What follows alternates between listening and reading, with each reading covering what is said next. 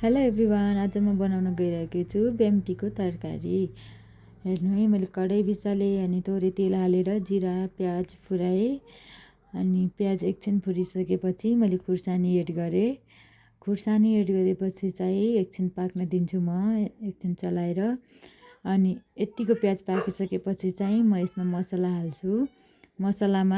मसलामा चाहिँ मैले टिमुर, लसुन, सुकेको जिरा, अलिकति खुर्सानी हालेर पिसेको छु।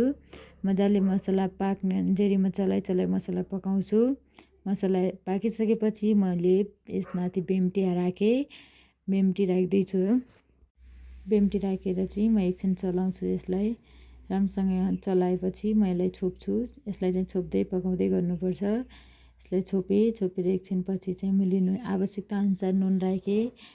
आफ्नो टेस्ट अनुसार नुन राख्नु होला हजुरहरू। अनि फेरि छोपेर एकछिन फेरि चलाएँ। हेर्नु है, यत्तिको भइसकेको छ। अब चाहिँ म यसमा चाहिँ टमाटर हाल्छु।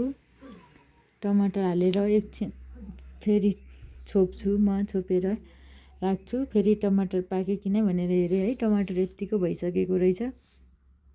टमाटर यत्तिको भएर टमाटर पाकिसकेपछि चाहिँ रेडी हुन्छ हाम्रो बेम्टीको तरकारी। म चाहिँ आफ्नो चाख्नको लागि चाहिँ आफ्नो बुढालाई दिन्छु है, खाँदै हुनुहुन्छ है, कस्तो भयो भन्नुहुन्छ।